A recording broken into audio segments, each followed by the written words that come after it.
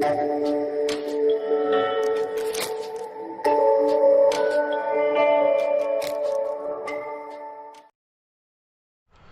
Morning बच्चों। तो आज हम किस टॉपिक को स्टार्ट करेंगे? आज हम फ्रिक्शन की स्टार्ट करेंगे। ठीक है बेटा, तो फ्रिक्शन की बात हम कर लेते हैं। तो बात करें फ्रिक्शन में, तो मेनली हमको समझना है कि फ्रिक्शन आने का मेनली कारण क्या है। ठीक है, तो समझते हैं। बेसिकली जो हमने क्या बोला कि अगर दो सर्फेसेस एक दूसरे के क्या है बेटा, कांटेक्ट में है। दो सर्फेस एक दूसरे के क्या है, कांटेक्ट में है। तो अगर उनके बीच में मोशन की टेंडेंसी है, जब दो सर्फेस के बीच में क्या आएगी, मोशन की टेंडेंसी आएगी, तभी फ्रिक्शन आता है। तभी क्या आता है बेटा, फ्रिक्शन आता है। अब उसके आने का मेन कारण क्या है? उसके आने का मेन कारण है कि जो सर्फेसेस वास्तव में जो फ्लैट हमको दिखते हैं, वास्तव में वो फ्लैट नहीं होते। समझिए बेटा, फ्रिक्शन आने का मेन कारण क्या होता है? फ्रिक्शन कब आता है? जब दो सरफेस के बीच में क्या होती है, मोशन की टेंडेंसी होती है। क्या होती है? मोशन की टेंडेंसी, तभी हमारा फ्रिक्शन आता है। क्लियर है बेटा? अच्छा, अब दूसरी बात, फ्रिक्शन आने का मेन कारण क्या है? फ्रिक्शन आने का मेन कारण क्या है कि जो सर्फेसेस हम देखते हैं वास्तव में फ्लैट होते हैं, वास्तव में वो फ्लैट नहीं होते। तो कैसे होते हैं? अगर माइक्रोस्कोपी लेवल पे आप देखोगे तो जो सर्फेस, जैसे हमने कह दिया ये ब्लॉक है, ये कोई ब्लॉक है मान लीजिए, ये कहाँ पे रखा है, ये ग्राउंड पे रखा गया है। ठीक है, अब ये ग्राउंड पे ब्लॉक रखा है, तो ध्यान से आप देखिए, अगर मैंने कह दिया इस ब्लॉक पे मैंने फोर्स लगाया चलने के लिए, क्या लगाया बेटा, इस पे फोर्स लगाया कोई चलाने के लिए। ठीक है, तो बताओ क्या सिस्टम में मोशन की टेंडेंसी है कि नहीं? हाँ, क्यों है? क्योंकि इस पर बॉडी पे फोर्स लगा है। क्या लगा है? फोर्स लगा है, तभी तो भाई फोर्स लगा तो बॉडी चलना चाहेगा ना। तो सिस्टम में क्या है, मोशन की टेंडेंसी। अब फोर्स लगाने पे चलेगा बॉडी कि नहीं चलेगा, ये डिपेंड करेगा कि कितना फ्रिक्शन है उस पर। ये सब सारी बातें, ये तो वो तो बात कर खेले। क्लियर है? तो समझते हैं, जैसे ये आपका कॉन्टेक्ट सर्फेस है, क्या बेटा, कॉन्टेक्ट सर्फेस। तो हमने याद करो, हमने बताया था शुरू में, इसके पहले बताया था कॉन्टेक्ट फोर्स के बारे में। किसके बारे में बताया था? कॉन्टेक्ट फोर्स क्या होता है? अगर दो सर्फेसेस एक दूसरे के क्या है बेटा, कॉन्टेक्ट में होती है, तो उनके बीच जो लगने वाला फोर्स होता है उसे क्या बोलते हैं? कॉन्टेक्ट। और ये कैसा होता है? ये इलेक्ट्रोमैग्नेटिक टाइप का फोर्स होता है। कैसा फोर्स होता है? इलेक्ट्रोमैग्नेटिक टाइप का फोर्स होता है। क्लियर है? अब बात करते हैं इस, देखो कॉन्टेक्ट सर्फेस जो आपको दिख रहा है, तो वास्तव में ये कैसे होते हैं? वास्तव में दिख ऐसे रहे, लेकिन कुछ ऐसे होते हैं बेटा, ये कुछ ऐसे। ठीक है ना, ऐसे नहीं,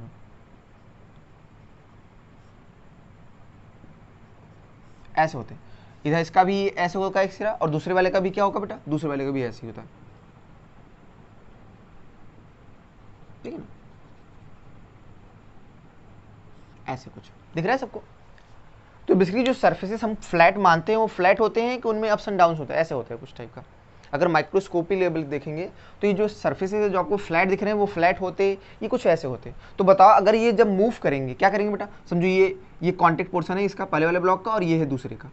तो सोचो क्या पूरा ऐसे ही होता है ना, पूरा पूरा इसमें क्या होता है, इसमें भी ऐसे होता है और इसमें भी ऐसे। तो ध्यान से बताओ, अगर इनको हम क्या करेंगे, मूव कराएंगे, क्या कराएंगे बेटा, ऐसे क्या हर जगह होता है? अब सोचो ध्यान से, अगर इनको हम मूव कराएंगे, क्या करेंगे, तो क्या इनके बीच में आपस में क्या होगा बेटा, फोर्स लगेगा कि नहीं बेटा, आपस में इनके बीच में? सोचो अगर मूव नहीं कराओगे, केवल रखे रहोगे, तो नेट फोर्स केवल एक ही डायरेक्शन में दिखेगा, नॉर्मल। क्या दिखेगा? नॉर्मल, जिसे हम नॉर्मल रिएक्शन बोलते थे। क्या बोलते थे? Normal reaction. लेकिन जब इनको आप मूव कराओगे, क्या कराओगे बेटा, मूव, मान लीजिए इसको इधर मूव किया, क्या किया, और ये वाला मान लो रेस्ट में है, ये वाला क्या है, तो ध्यान से बताओ, क्या इनके बीच में आपस में क्या होगा, फोर्स लगेगा कि नहीं बेटा? तो इनके बीच में जो आपस में फोर्स लग रहा है सरफेस से, उस फोर्स को हमने बोला कांटेक्ट फोर्स। क्या बोला बेटा? Contact force. वो कैसे होगा बेटा, ध्यान से बताओ। ऐसे करा तो क्या, अगर बताओ, क्या कह सकते हो केवल ऊपर लगेगा? नहीं। क्या केवल इधर ही लगेगा? नहीं। कुछ अगर हमको नहीं पता होता तो क्या जन किसी एंगल पे मान लेते कि नहीं? तो ध्यान से हमने बोला कि इस पर जो कांटेक्ट फोर्स लग रहा है, कुछ ऐसे लग रहा है। ये कौन सा फोर्स है? कांटेक्ट। ये कौन सा फोर्स है? जो बॉडी पर हमने लगाया, जिसके कारण क्या पता चला हमको कि बॉडी में मोशन की टेंडेंसी है। क्लियर बेटा? अब जो ये फोर्स लगा, बताओ ये कौन सा फोर्स है? ये है कांटेक्ट फोर्स। क्या है? यही वो नेट फोर्स है जो बॉडी पर वास्तव में लग रहा है। अब इस फोर्स के दो कंपोनेंट होंगे, एक होगा वर्टिकल कंपोनेंट, क्या होगा बेटा, वर्टिकल कंपोनेंट, और एक होगा सरफेस के लॉन्ग। तो ध्यान से बताओ, इसका मतलब दो सरफेसेस के बीच में अगर मोशन की टेंडेंसी है, तभी हमारा फ्रिक्शन फोर्स आता है। तो जो सरफेसेस के बीच में जो नेट फोर्स होता है, वो क्या लगता है, उसे क्या बोलते हैं, हम उसे बोलते हैं कांटेक्ट फोर्स। क्या बोलते हैं? कांटेक्ट फोर्स, जिसे हमने एफसी से नोट किया है। इस कांटेक्ट फोर्स के दो कंपोनेंट है। कितने कंपोनेंट होते हैं? दो। एक होता है परपेंडिकुलर टू द सरफेस, और एक होता है अलोंग द सरफेस। तो कांटेक्ट फोर्स का वो कंपोनेंट जो किसके अलोंग होता है, जो सरफेस के अलोंग होता है, उसे हम बोलते हैं फ्रिक्शन। क्या बोलते हैं बेटा? उसे हम बोलते हैं फ्रिक्शन। और कांटेक्ट फोर्स का वो कंपोनेंट जो नॉर्मल के अलोंग होता है, उसे क्या बोलते हैं? उसे बोलते हैं नॉर्मल रिएक्शन। इसके बारे में आप पहले भी जानते हैं, नॉर्मल रिएक्शन। नॉर्मल रिएक्शन क्या होता है बेटा? सरफेस के हमेशा परपेंडिकुलर लगता है, और ये क्या करना चाहता है, बॉडी को कंप्रेस करना चाहता है। क्या करना चाहता है? कंप्रेस करना चाहता है। और ये हमारा कहलाता है, एफसी को क्या बोलते हैं? Contact force. कौन सा फोर्स? Contact force. अगर दो बॉडीज एक दूसरे के कांटेक्ट में तो उसके बीच लगने वाला जो नेट फोर्स होता है उसे क्या बोलते हैं? Contact force. क्या बोलते हैं? तो ध्यान से अगर आप यहाँ पे देखो तो कांटेक्ट फोर्स की वैल्यू किसके बराबर आ जाएगी? क्या कांटेक्ट फोर्स क्या होगा? इन दोनों का वेक्टर सम होगा कि नहीं बेटा? तो बताओ दोनों के बीच की 90 है कि नहीं बेटा? तो क्या लिख सकते हो कि फ्रिक्शन का स्क्वायर प्लस नॉर्मल रिएक्शन का स्क्वायर। क्या मेरी बात समझ आ रही है कि नहीं बेटा? ये किसकी वैल्यू है? कांटेक्ट फोर्स की वैल्यू। किसकी वैल्यू है बेटा? कांटेक्ट। तो यहाँ से क्या बात समझ में आई? सिंपल सा मैंने आपको सिंपल से यही बताया कि दो सरफेस बीच में जब मोशन की टेंडेंसी होगी तभी फ्रिक्शन आता है। क्लियर है? और अब उसके पीछे रीजन क्या होता है? हमने रीजन बताया कि बेसिकली जो दो सरफेस जब एक दूसरे के कांटेक्ट में होते हैं तो वास्तव में सरफेस हमको जो फ्लैट दिखते हैं वास्तव में फ्लैट होते नहीं। अगर माइक्रोस्कोपिक लेवल पे देखा जाए तो उसमें क्या होते हैं बेटा? वो फ्लैट नहीं, कुछ इस तरह के होते हैं बेटा। तो जब इनके बीच में मोशन होगा तो क्या होगा? तो इनके बीच जो लगने वाला नेट फोर्स होता है उसे हम क्या बोलते हैं? Contact force. और इसके दो कंपोनेंट होते हैं, एक अलोंग द सरफेस आता है जिसे हम बोलते हैं फ्रिक्शन, और एक होता है perpendicular to the surface, perpendicular to the contact surface, क्या हम बोलते हैं? Normal reaction. तो इसका जो कांटेक्ट फोर्स होगा क्या इन दोनों का नेट होगा कि फ्रिक्शन और नॉर्मल रिएक्शन का जो नेट फोर्स होगा उसे हम क्या बोलते हैं? Contact force. क्या बोलते हैं बेटा? Contact force. सही है यहाँ तक बेटा? सब लोग नोट कर लीजिए इसको, सब लोग नोट कर लो बेटा। ठीक है, तो आगे बढ़ते हैं। ठीक है, नोट करना मतलब सिंपल सा आप स्क्रीन पॉज करके नोट कर लीजिए। ठीक है, रफ करें। तो कोई भी चीज़ अगर छूटे तो आराम से स्क्रीन पॉज करिए, आप आराम से नोट कीजिए, या कोई बात अगर बोला मैंने छूट गया आपसे तो आराम से रिवाइंड करके दोबारा आप देख सकते हैं। क्लियर? चलो आगे बढ़े फटाफट। चलो ये तो बात सुनो। अब फ्रिक्शन के बारे में 3 बातें समझते हैं फटाफट और उसको लिख लेते हैं। पहली बात क्या है? फ्रिक्शन फोर्स कब आता है? हमने समझ लिया बेटा। फ्रिक्शन फोर्स तब आता है जब दो सरफेस बीच में क्या होगा? मोशन की टेंडेंसी। अब कैसे पता चलेगा मोशन की टेंडेंसी है? जब फोर्स लगेगा बॉडी पे। बॉडी पे क्या लगेगा? फोर्स। क्लियर? क्योंकि जब बॉडी पे फोर्स लगेगा तभी बॉडी चलना चाहेगा ना, और बॉडी जब चलना चाहे तो मतलब सिस्टम में क्या है? बॉडी में क्या है? मोशन की टेंडेंसी है। क्या है? मोशन की टेंडेंसी। क्लियर है बेटा? तो क्या बोला हुआ है? अगर दो सरफेसेस के बीच में क्या हो? मोशन की टेंडेंसी होती है तभी फ्रिक्शन फोर्स आता है, तभी फ्रिक्शन फोर्स आता है। क्लियर है बेटा? अगर हमने कह दिया मोशन की टेंडेंसी नहीं तो काहे का फ्रिक्शन, तो कोई फ्रिक्शन लगेगा नहीं मेरी। और टेंडेंसी कब आती है फ्रिक्शन की? जब बॉडी पे क्या लगता है? फोर्स लगता है। क्या लगता है बॉडी पे? फोर्स। क्या यहाँ तो बात सही है बेटा? तो पहला बात समझ में आया कि फ्रिक्शन फोर्स आपका तभी आता है जब दो सरफेस में क्या होती है? मोशन की टेंडेंसी होती है। क्लियर है? दूसरा क्या है बेटा? जो फ्रिक्शन फोर्स होता है कैसा फोर्स होता है? सेल्फ एडजस्टिंग होता है। क्या होता है? Self adjust. तो कुछ पॉइंट से पहले आपको समझा रहा हूँ, पहले आप सुनिए एक बार अच्छे से, फिर इनको मैं अच्छे से समझा भी दूंगा क्यों ऐसा हो रहा है। ठीक है? कैसा फोर्स होता है फ्रिक्शन? Self adjusting force. कैसा होता है? Self adjusting. ठीक है, ये बात ध्यान रखनी है। सेल्फ एडजस्टिंग मतलब क्या होता है? जितना फोर्स बॉडी पे लगाओगे उतना ही फोर्स आपको उसको पलट के दे देगा। आपको आपने 2 न्यूटन लगाया तो आपको पलट के 2 न्यूटन, 3 लगाओगे 3 न्यूटन। ये ऐसा कब तक करता है ये भी आपको समझाऊंगा। हमेशा ऐसा नहीं करता, एक पर्टिकुलर रीजन तो करता है। तो इस बात को सेल्फ एडजस्टिंग मतलब आप समझो कि जितना फोर्स बॉडी पर आप लगाओगे, जितना फोर्स बॉडी पर आप लगाओगे उतना ही पलट के वो फ्रिक्शन दे देता है, ऐसे समझो कुछ। तो इसको बोलते हैं सेल्फ एडजस्टिंग। क्या बोलते हैं? Self adjusting. क्लियर है? तो पहली बात समझ में आया कि जो फ्रिक्शन फोर्स तब आता है जब दो सरफेस बीच में क्या होती है? मोशन की टेंडेंसी होती है। दूसरा फ्रिक्शन फोर्स कैसा होता है? Self adjusting. कैसा होता है? सेल्फ। तीसरे पॉइंट कहते हैं, देखो हमेशा बेटा ये बात दिमाग, बच्चों के दिमाग में ये डाउट होता है, वो सोचते हैं कि फ्रिक्शन का काम होता है ब्लॉक को रोकना। आप ऐसे दिमाग में कभी भी धारणा डालिए नहीं, ये अगर ये सोच रहे हैं आप तो ये गलत सोच रहे हैं। फ्रिक्शन का काम किसी को रोकना या चलाना नहीं होता। फ्रिक्शन का सिंपल सा काम होता है कि अगर दो सरफेस जो एक दूसरे के कांटेक्ट में है वो हमेशा क्या रहना चाहिए बेटा? वो हमेशा साथ साथ रहने चाहिए, कांटेक्ट कभी छूटना नहीं चाहिए। अगर सिंपल भाषा में कहें तो बेसिकली फ्रिक्शन का काम होता है दोनों सरफेस साथ साथ, दोनों सरफेस साथ साथ। अगर दो सरफेस एक दूसरे के कांटेक्ट में है तो हमेशा कांटेक्ट में रहे, यही चाहता है फ्रिक्शन। अब कांटेक्ट में रहने के लिए दोनों को एक दूसरे के साथ साथ रहने के लिए वो किसी को चला भी सकता है और किसी को रोक भी सकता है। तो फ्रिक्शन को आप ऐसे मत समझिए, उसको विलन की तरह ना दिखिए कि उसका काम हमेशा रोकने का होता है, वो रोकेगा नहीं होता। वो सिंपल सा उसका एक काम होता है, उसका काम होता है अगर दो सरफेस एक दूसरे के कांटेक्ट में है तो हमेशा कांटेक्ट बना रहना चाहिए, मतलब दोनों सरफेस साथ साथ, दोनों सरफेस साथ साथ। तो फ्रिक्शन का तीसरा अगर पॉइंट की बात करें तो फ्रिक्शन का मेनली काम क्या होता है? फ्रिक्शन का काम होता है दोनों सरफेस साथ साथ, दोनों सरफेस साथ साथ। अब दोनों सरफेस को साथ साथ रखने के लिए वो किसी को चला भी सकता है और किसी को रोक भी सकता है। क्लियर है यहाँ तक बेटा? क्या ये सब सारी बातें क्लियर? तो हमने 3 पॉइंट बताया, फटाफट सब लोग लीजिए तीनों पॉइंट से, तीनों पॉइंट लिख लीजिए। पहला पॉइंट क्या है फ्रिक्शन के बारे में? लिखो, फ्रिक्शन कम्स इन लाइट। ठीक है ना? ठीक है ना? Friction comes in light when there is tendency of motion between two surfaces. ठीक है ना? मतलब फ्रिक्शन तभी आता है जब दो सरफेस में क्या होती है? मोशन की टेंडेंसी आती है। ठीक है? ठीक है, पहला पॉइंट क्लियर है सबको। Friction comes in light when there is tendency of motion between two surfaces, clear है। सेकंड पॉइंट लिखेंगे, सेकंड पॉइंट क्या है, कैसा फोर्स होता है, सेल्फ एडजस्टिंग, कैसा होता है, सेल्फ एडजस्टिंग। तो देखो it is a self adjusting force, second point में लिखेंगे बेटा it is a self adjusting force, clear है, जितना आप लगाओगे उतना ही पलट के आपको दे देगा, ठीक है। तीसरा पॉइंट क्या होता है, फ्रिक्शन का काम क्या होता है, दोनों सरफेस साथ साथ, दोनों सरफेस, इसको आप हिंदी में लीजिए सिंपल, बहुत अच्छा से याद रहेगा ये बात। देखो तीसरे पॉइंट के लिए फ्रिक्शन का काम, ठीक है, फ्रिक्शन का बेसिकली काम मतलब वर्क, फ्रिक्शन का काम मेनली यह होता है, फ्रिक्शन का काम मेनली यह होता है कि दोनों सरफेस क्या रहे, साथ साथ रहे कि अलग अलग, साथ साथ रहे, कि दोनों सरफेस साथ साथ रहे। इसको आप हिंदी में लीजिए बेटा, एकदम याद रहेगा कौन, ठीक है, वर्ड्स याद रहेंगे बहुत अच्छे से। तो फ्रिक्शन का काम क्या होता है, दोनों सरफेस साथ साथ, ठीक है बेटा, तो लीजिए बेटा फ्रिक्शन का काम यह होता है कि दोनों सरफेस क्या रहे बेटा, साथ साथ रहे। क्या तीनों बातें याद रहेंगी बेटा, अच्छा ये बात तो सही होगी, चलो यहाँ तक बातें हम लोग को हो गई। अब जो फ्रिक्शन फोर्स होता है बेटा ध्यान रखना, अगर कोई बॉडी रेस्ट में हो, अगर कोई बॉडी रेस्ट में हो तब भी फ्रिक्शन लगता है क्या, हाँ तब भी लगता है फ्रिक्शन, तब भी फ्रिक्शन लगता है। अगर कोई बॉडी रेस्ट में हो तो उस पर जो फ्रिक्शन फोर्स लगता है उसे हम बोलते हैं स्टैटिक फ्रिक्शन। कौन सा फ्रिक्शन बोलते हैं, स्टैटिक फ्रिक्शन। और अगर कोई बॉडी मोशन में हो तब उस पर जो फ्रिक्शन फोर्स लगता है उसे क्या बोलते हैं, उसे हम बोलते हैं काइनेटिक फ्रिक्शन। तो ध्यान, ये दो तरह के फ्रिक्शन, ठीक है। अच्छा आप बुक में पढ़ोगे तो एक रोलिंग फ्रिक्शन भी बोल देगा, उसके भी चर्चा नहीं करते, वो भी बेसिकली इन्हीं टाइप के फ्रिक्शन होते हैं, स्टैटिक या काइनेटिक में से ही कोई होते हैं। उनकी हम चर्चा कब करेंगे बेटा, जब आपको हम क्या पढ़ाएंगे, रोटेशन पढ़ाएंगे, क्या पढ़ाएंगे, रोटेशन में। और जब हम पढ़ेंगे rolling motion, translation plus rotation, तो वहाँ भी इसकी चर्चा होगी। अभी केवल सिंपल सी बात आप दो या नहीं। तो फ्रिक्शन की जो टाइप है कौन कौन से है बेटा, अगर हम टाइप्स की बात करें, किसकी बात करें बेटा, टाइप्स की, तो पहला कौन सा फोर्स, कौन सा फ्रिक्शन होता है, स्टैटिक फ्रिक्शन। अगर कोई बॉडी रेस्ट में है तो उस पर जो फ्रिक्शन फोर्स लगता है उसे क्या बोलते हैं, स्टैटिक फ्रिक्शन। क्या बोलते हैं बेटा, स्टैटिक फ्रिक्शन। फटाफट डेफिनेशन लिख लीजिए बेटा, सब लोग डेफिनेशन फटाक से लिखिए बेटा। When a body is in state of rest, when a body is state of rest then the friction force, when a body is in state of rest then the friction force acting on a body, when a body is in state of rest then the friction force acting on the body is called static friction force।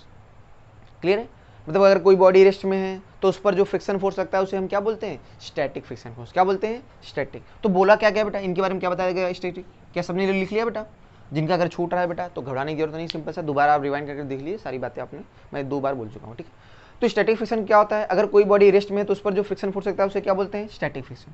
तो क्या बोला गया static friction के बारे में, कि जो वास्तव में सोचो, जैसे हमने कह दिया ये बॉडी, हमने इस पर फोर्स लगाया, तो फोर्स लगाओगे तो ये किधर चलना चाहेगा, ये चलना चाहेगा आगे, किधर चलना चाहेगा, आगे। लेकिन बताओ फ्रिक्शन इस पर किधर लगेगा, क्या साथ ये छोड़ा है बॉडी की नहीं, तो जो फ्रिक्शन इस पर किधर लगेगा, पीछे की तरफ, क्योंकि ये साथ छोड़ा है तो साथ साथ रखना चाहता है ना, तो साथ तभी रखेगा जब इसको रोकेगा, तो रोकेगा तो इस पर फोर्स किधर लगाएगा, पीछे, तो पीछे लगा।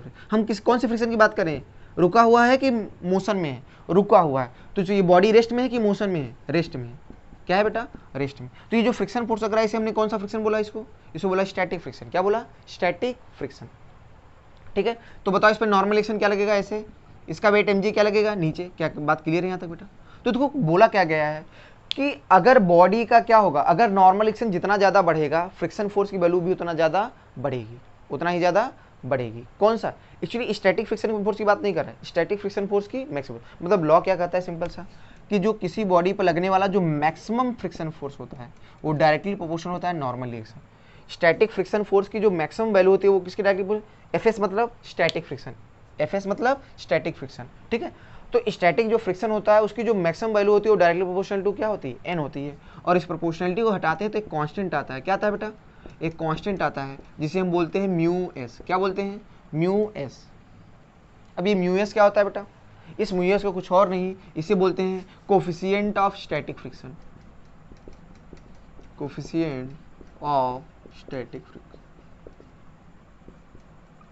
अब ये क्या होता है, ये कोफिशिएंट ऑफ स्टैटिक फ्रिक्शन है क्या, सिंपल सा कुछ नहीं, जो कोफिशिएंट ऑफ स्टैटिक फ्रिक्शन ये बताएगा कि अगर बॉडी रेस्ट में है, अगर बॉडी रेस्ट में है तो उस सरफेस उसको कितना रफनेस प्रोवाइड करता है। बेसिकली ये क्या बताता है बेटा, जो कोफिशिएंट ऑफ फ्रिक्शन होता है ये बताता है कि सरफेस कितना, जितना रफनेस प्रोवाइड करेगा वो आपका कहलाता है बेटा। उसके बारे में कौन बताता है, कोफिशिएंट ऑफ फ्रिक्शन, ठीक है। सरफेस कितना रफनेस प्रोवाइड कर रहा है, ठीक है, रफनेस मतलब खुरदरापन, ठीक है। तो रफनेस कितना प्रोवाइड करता है सरफेस बॉडी को, ये कौन बताता है बेटा, ये बताता है म्यू, कोफिशिएंट ऑफ फ्रिक्शन। अब एस होगा तो स्टैटिक मतलब रुका होगा तब कितना रफनेस प्रोवाइड कर रहा है, तो उसे बोलोगे म्यू एस, ठीक है। और जब अगर मोशन में होगा तब कितना रफनेस प्रोवाइड कर रहा है, उसे बोलोगे कोफिशिएंट ऑफ काइनेटिक फ्रिक्शन, जो अभी आगे चर्चा करेंगे। क्लियर है बेटा। तो एक्चुअली मैं क्या बोल रहा हूँ यहाँ पे, सो कभी आपने देखा होगा ब्लॉक वही होता है, शुरू में चलाना होता है तो क्या थोड़ा सा फोर्स लगा दो चल देता है। जैसे घर में देखो, मान लो ये तख्त है अपना घर बड़ा सा, ठीक है, तख्त है, अगर उसको हिलाना है क्या फोर्स आप लगाते हो, क्या फटाक से चल जाता है, क्या कम फोर्स पे चल जाता है, क्या अच्छा खासा फोर्स लगाना पड़ता है। तो सोचो जैसे जैसे फोर्स को बढ़ाते हो क्या एक न एक फोर्स ऐसा आता है जिसपे तख्त अपना क्या करता है, चल जाता है। तो बताओ जिस फोर्स पे चलता है, जिस फोर्स पे चलता है, क्या बताओ उससे जस्ट कम फोर्स लगाया, क्या उस समय तक फ्रिक्शन ने रोका था कि नहीं बेटा। मतलब फ्रिक्शन की एक जो रुका हुआ ब्लॉक था उसको चलाने के लिए क्या एक पर्टिकुलर फोर्स लगाना पड़ा ना, एक पर्टिकुलर फोर्स से ज्यादा फोर्स लगाना पड़ा तभी तो वो चला, उससे कम लगाया था तो ब्लॉक चल नहीं रहा था। तो इसका मतलब उसके पहले ब्लॉक रेस्ट में था, मतलब जब ब्लॉक रेस्ट में था तो जो उस पर कौन सा फ्रिक्शन लग रहा था, स्टैटिक फ्रिक्शन। कौन सा फ्रिक्शन लग रहा था, स्टैटिक। उसकी जो सबसे मैक्सिमम वैल्यू थी, उसकी जो सबसे मैक्सिमम वैल्यू है उसे हमने बोला एफ एस मैक्स। क्या बोला, एफ एस मैक्स। तो बोला गया कि जो एफ एस मैक्स होता है ये किस पे डिपेंड करता है, नॉर्मल रिएक्शन। किस पे डिपेंड करता है, नॉर्मल। सिंपल सी बात है, ये समझ भी जाओगे क्यों, क्योंकि सोचो अगर मास इसका बढ़ेगा क्या करेगा। सोचो हमने कहा 10 kg का ब्लॉक है, उसको अगर हमने चलाएं तब फोर्स ज्यादा लगाना पड़ेगा कि 20 kg के ब्लॉक में। कहोगे सर 20 में, ऑब्वियस सी बात है। इसका मतलब क्या नॉर्मल का रोल आ रहा है कि नहीं, नॉर्मल का। क्लियर, किसका रोल आ रहा है, नॉर्मल रिएक्शन का। और वैसे हम ये बात समझ सकते हैं कि जो नॉर्मल रिएक्शन और फ्रिक्शन फोर्स क्या होता है, क्या एक ही फोर्स के कंपोनेंट है कांटेक्ट फोर्स के, तो इनके बीच में ऑब्वियस सी बात है रिलेशन होगा। तो क्या समझ में आया बेटा कि अगर बॉडी कोई भी रेस्ट में है तो उस पर लगने वाला जो, देखो स्टैटिक फ्रिक्शन की वैल्यू नहीं दिया गया बेटा, ये स्टैटिक फ्रिक्शन की मैक्सिमम जो वैल्यू है उसका मान दिया गया है कि वो डायरेक्टली प्रोपोर्शनल होता है एन के, तो उसकी जो वैल्यू आती है वो क्या आती है, म्यू एस इंटू एन। क्या यहाँ तक बात सही है कि नहीं, ठीक, बहुत बात इसे हमने कर लिया।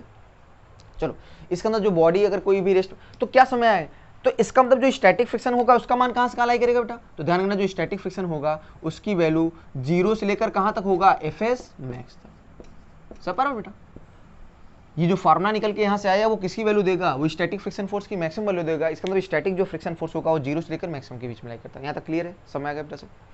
ऐसे ही दूसरा नोट कर लीजिए सब लोग। अब अगला आता है बेटा, स्टैटिक के बाद अगला फ्रिक्शन कौन सा आता है, काइनेटिक। इसको हटाए बेटा, रफ करें डायग्राम। आप आराम से स्क्रीन पॉज को आप करके आप आराम से नोट कर लीजिए, आपके पास बकायदे पूरा आएगा फुल स्क्रीन, ठीक है। तो अगली बात करते हैं। तो पहला हमने समझ लिया अगर कोई बॉडी रेस्ट में है तो उस पर जो फ्रिक्शन फोर्स लगता है उसे हम क्या बोलते हैं, स्टैटिक। अगला आता है काइनेटिक फ्रिक्शन। क्या नाम से ही क्लियर है कि बॉडी यहाँ पे रेस्ट में होगा कि मोशन में होगा, मोशन में होगा। तो लिखिए बेटा, इसका अंदर मोशन में अगर कोई बॉडी है तब उस पर जो फ्रिक्शन फोर्स लग रहा है उसे कौन सा फ्रिक्शन बोलते हैं, काइनेटिक फ्रिक्शन। कौन सा फ्रिक्शन बोलते हैं, काइनेटिक फ्रिक्शन। देखो बेटा, द फ्रिक्शन फोर्स, देखो the friction force acting on a body, देखिए बेटा, the friction force acting on a body in state of motion. देखिए इसके बारे में बेटा, the friction force acting on a body in state of motion is called static friction, sorry is called kinetic friction force. The friction force acting on a body in state of motion is called kinetic friction, is called kinetic friction. और इसको हम F के से denote करते हैं, किसे denote करते हैं बेटा, एफ के से। जैसे उसको एफ एस से कर रहे थे इसको एफ के से। अब सोचो ये ब्लॉक है, हमने क्या कर दिया बेटा, मास में हमने मान लो फोर्स लगाया, क्या लगाया बेटा, और मान ले रहे कि ब्लॉक क्या कर गया, चल गया। तो चल गया तो किसी एक्सेस से चल जाएगा बेटा। अब ब्लॉक रेस्ट में है कि मोशन में, मोशन में, तब भी बताओ इस पर फ्रिक्शन फोर्स लगेगा क्या, हाँ तब भी बताओ, ध्यान से बताओ फ्रिक्शन का काम क्या है, क्या बताओ इस पर फोर्स लगा, ये चल गया कि नहीं बेटा, साथ कौन छोड़ा है, ये छोड़ा है। तो फ्रिक्शन चाहता है दोनों सरफेस साथ साथ, तो इस पर किधर फोर्स लगेगा, क्या इसको रुकना चाहेगा कि नहीं, तो इस पर फोर्स लगेगा पीछे। लेकिन ये फोर्स कौन सा है, स्टैटिक की काइनेटिक, काइनेटिक। तो इसको एफ के से नोट करते हैं, किससे नोट करते हैं बेटा, एफ के से। तो क्या बोला गया है बेटा, लॉ क्या कहता है बेटा कि जो अगर कोई बॉडी मोशन में है तब उस पर जो फ्रिक्शन फोर्स लगता है उसे हम क्या बोलते हैं, काइनेटिक फ्रिक्शन फोर्स। और बोला गया जो काइनेटिक फ्रिक्शन फोर्स होता है इसकी वैल्यू भी डायरेक्टली प्रोपोर्शनल होती है नॉर्मल एक्शन। नॉर्मल एक्शन समझ बेटा, ये जितना बॉडी प्रेस करेगा, क्लियर है। अच्छा ये मत रहना, बच्चे थोड़ा गलती कर लेते हैं, ठीक है। यहाँ पे वो कर दे नॉर्मल से मतलब एमजी, एमजी मत रटो, क्योंकि हमेशा बॉडी हॉरिजॉन्टल सरफेस पे चले ऐसा जरूरी, इंक्लाइन पे चल जाएगा तो ये बदल जाएगा। इसलिए आप केवल इन रटिए कि किसकी डायरेक्टली प्रोपोर्शनल होता है, नॉर्मल। एमजी आप मत रटिए, ठीक है बेटा, हर जगह एमजी के बराबर हो ऐसा जरूरी नहीं। तो इस प्रोपोर्शनलिटी को जब हटाते हैं तो एक कांस्टेंट यहाँ पे आता है, वो कांस्टेंट क्या होता है बेटा, म्यू के। क्या होता है, म्यू के। तो म्यू के क्या होता है बेटा, इसे बोलते हैं कोफिशिएंट ऑफ काइनेटिक फ्रिक्शन। क्या बोलते हैं बेटा, कोफिशिएंट ऑफ काइनेटिक फ्रिक्शन। क्या बात समझ में आ रही है, ये वही वाली बात है। अगर बॉडी मोशन में है, किस में है बेटा, मोशन में है, तो सरफेस जितना रफनेस प्रोवाइड करेगा उसे हम क्या बोलते हैं बेटा, उसे हम बोलते हैं कोफिशिएंट ऑफ काइनेटिक फ्रिक्शन। वो कौन बताएगा, coefficient of kinetic friction. Clear बेटा। तो एफ के की value mu K into N. बेटा अब ऐसे मत याद रखना एफ बराबर फ्रिक्शन फोर्स एफ के बराबर mu M G, mu K into M G मत याद रखना, चूंकि एन हमेशा एम जी के बराबर हो ऐसा जरूरी नहीं। तो सही जो फॉर्मूला है आप ये वही याद रखिए, एफ के बराबर mu K into N, mu K into N. सही है बेटा, ये सारी बातें क्लियर है, तो इसमें बहुत ज़्यादा बोलने की जरूरत हमको। इसका मतलब जो काइनेटिक फ्रिक्शन होता है क्या उसकी वैल्यू कांस्टेंट होती है क्या, हाँ काइनेटिक फ्रिक्शन की वैल्यू हमेशा कांस्टेंट। थोड़ा अच्छे अपर लेवल पे बात करोगे तो ये भी एक्चुअली वेरी करता है, ये भी डिपेंड करता है कॉन्टेक्ट एरिया पे। अगर ज़्यादा एरिया कॉन्टेक्ट में है तो काइनेटिक फ्रिक्शन क्या होगा, ज़्यादा लगेगा, और कम है तो कम। लेकिन आपके सिलेबस में जो है आप क्या मानोगे, कांस्टेंट। तो क्या है, काइनेटिक फ्रिक्शन फोर्स की वैल्यू कांस्टेंट है कि वेरिएबल है, क्या है बेटा, कांस्टेंट। और इसकी वैल्यू क्या होती है, mu K into N, mu K into N. यहाँ तक बात सही है कि नहीं, हटाएं इसको, रफ करें।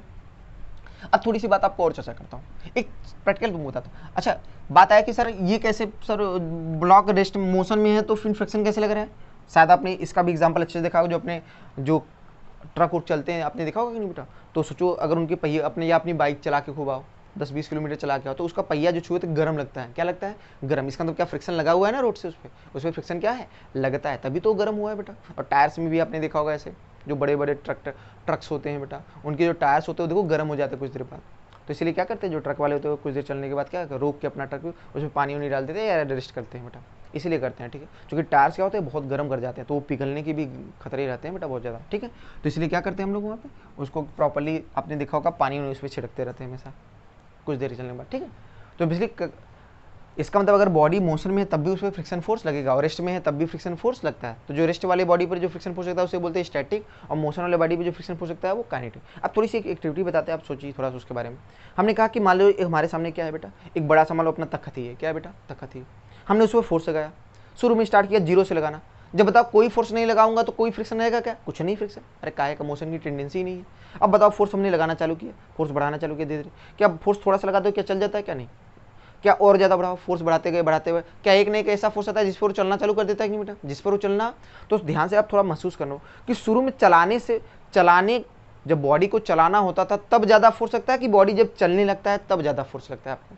सोचो थोड़ा महसूस करिए बात को, ये प्रैक्टिकली आप महसूस कर सकते हो बेटा कि आपने ये महसूस भी किया होगा। अगर किसी बॉडी को हम चलाते हैं तो चलाने पर ज़्यादा फोर्स शुरू में चलाने के लिए ज़्यादा फोर्स लगाना पड़ता है, और एक बार बॉडी चलने लगती है तो उसके बाद फोर्स क्या लगता है, कम लगता है, क्या लगता है, कम लगता है। क्या प्रैक्टिकली ये बात महसूस हो पाती है कि नहीं बेटा, आप प्रैक्टिकली करेंगे तो आपको भी ये बात की एहसास होगा कि शुरू में बॉडी को चलाने के लिए क्या होता है, ज़्यादा फोर्स लगता है, और एक बार बॉडी अगर चलने लगती है तो फोर्स की वैल्यू क्या हो जाती है, कम हो जाती है, क्या हो जाती है, कम हो जाती है। इसके पीछे रीज़न क्या होता है, इसके पीछे रीज़न होता है जो म्यू एस होता है ना बेटा, ये हमेशा बड़ा या बराबर होता है म्यू क्यू के। मतलब अगर बॉडी रेस्ट में है तो उस समय जो सरफेस जो रफनेस प्रोवाइड करता है वो हमेशा ज़्यादा या बराबर हो सकता है जब बॉडी मोशन में होगी। क्लियर है। तो अगर ये बात है तो यहाँ से मैं क्या लिख सकता हूँ बेटा कि जो स्टैटिक फ्रिक्शन की जो मैक्सिमम वैल्यू होती है वो क्या हमेशा बड़ा या बराबर होगी क्या काइनेटिक फ्रिक्शन के, क्या बात कर सकता हूँ नहीं बेटा, क्योंकि दोनों जगह mu K into N mu S into N आता है कि नहीं बेटा। तो ये बात यहाँ से क्लियर। तो हमेशा जानना सबसे बड़ी कौन सी फ्रिक्शन होता है बेटा, स्टैटिक की काइनेटिक। स्टैटिक फ्रिक्शन फोर्स की जो मैक्सिमम वैल्यू होती है वो सबसे ज़्यादा होती है या बराबर हो सकती है काइनेटिक। क्लियर है बेटा, यहाँ तक बात समझ में आ रहा है कि नहीं बेटा। अच्छा और एक बात और ध्यान रखना, जो म्यू एस और म्यू के हैं बेटा, म्यू एस और म्यू के, ये तो बात समझ गया, इनमें से कौन सा बड़ा कौन सा छोटा होता है। इनके मान जीरो से इन्फिनिटी कुछ भी हो सकते हैं, जीरो से इन्फिनिटी कुछ भी हो सकते हैं। अगर इनकी वैल्यू जीरो होती है तो क्या बोलेंगे उसे, स्मूथ सरफेस। क्या बोलेंगे, अगर इनकी वैल्यू जीरो हो जाती है तो उसे बोलते हैं स्मूथ। तो दोनों ध्यान रखना, म्यू एस और म्यू के इनका मान जीरो से इन्फिनिटी कुछ भी हो सकता है। जनरली डेटा हम 1 से छोटा लेते हैं तो ऐसा नहीं, आप किसी भी सरफेस को जितना चाहे उतना रफ कर सकते हो बेटा। तो इसके वैल्यू जीरो से इन्फिनिटी कुछ भी हो सकती है। क्लियर है बेटा, क्या ऐसे सारी बातें नोट कर लिया कि नहीं बेटा। तो इसका मतलब हमने क्या समझा बेटा, हमने सिंपल सी बात ये समझा कि अगर कोई भी बॉडी को हम डिसाइड करना है कि वो रेस्ट में है कि मोशन में है, तो सबसे पहले क्या निकालना चाहिए कि मैक्सिमम सरफेस कितना फ्रिक्शन लगा सकता है, तो फिर वहां से थोड़ा जज करना हम लोग को आसान हो जाएगा। क्लियर है। अब इस सारी बातों को जो मैंने तुमको समझाया इनको समराइज करने के लिए एक डायग्राम से मैं समझा देता हूँ, फटाक से हम लोग समझ जाएंगे। जैसे क्या है बेटा डायग्राम, हमने कह दिया ये ब्लॉक है, ठीक है, मान लीजिए कह दिया 2 kg का ब्लॉक, ठीक है। हमने बोल दिया इसके लिए म्यू एस क्या है, म्यू एस के वैल्यू हमने बोल दिया 0.5 है, और जो म्यू के है वो मान लो 0.4 है, कितना है 0.4, ये म्यू एस म्यू के दे दिया। अब ये बॉडी बताओ, इस समय बॉडी में कितना फ्रिक्शन लग रहा है, बताइए ध्यान से। ये बॉडी है 2 kg का, म्यू एस म्यू के आपको ये दिया है सरफेस का, तो बताओ इस समय बॉडी पे कितना फ्रिक्शन लगेगा, बताओ इसमें कोई फ्रिक्शन फोर्स लग रहा है, कितना फ्रिक्शन फोर्स लग रहा है, जीरो। क्या है बेटा, जीरो। क्यों, क्योंकि बताओ सरफेस भी मोशन की टेंडेंसी ही नहीं है। क्या ये चलना चाहता है क्या? नहीं। जब मोशन की टेंडेंसी नहीं तो काहे का फ्रिक्शन? तो इस समय बताओ फ्रिक्शन क्या है बेटा? जीरो। अच्छा बताओ रेस्ट में है कि मोशन में? रेस्ट में है, तो इसका मतलब स्टैटिक फ्रिक्शन क्या है बेटा? जीरो है। ठीक है बेटा, क्यों? क्योंकि सरफेस के बीच में मोशन की टेंडेंसी ही नहीं है, मोशन की टेंडेंसी। अब सोचो इस पर हमने फोर्स लगा दिया 1 न्यूटन, कितना लगा दिया? अब हमने इस पर जो फोर्स F लगाया वो कितना है? 1 न्यूटन का फोर्स। अब सोचो 1 न्यूटन का फोर्स लगाया तो कैसे जज करोगे कि भाई चलेगा कि नहीं? तो इसके लिए सबसे पहला तरीका क्या होगा, हम हमेशा स्टैटिक फ्रिक्शन फोर्स की क्या निकाल ले? Maximum value. हम निकाल लेते हैं कि सरफेस मैक्सिमम कितना फोर्स रोक सकता है, कितना फोर्स रोक सकता है, तो निकाल लेते हैं। बताओ Fs मैक्स कितना आएगा? स्टैटिक फ्रिक्शन फोर्स की मैक्सिमम वैल्यू क्या आती है? क्या म्यू एस इंटू एन होगा कि नहीं? और सोचो एन किसके बराबर होगा? कहोगे सर नीचे इसका लगेगा mg 20 न्यूटन, ऊपर नॉर्मल एक्शन, तो एन का मान क्या 20 न्यूटन के बराबर होगा कि नहीं बेटा?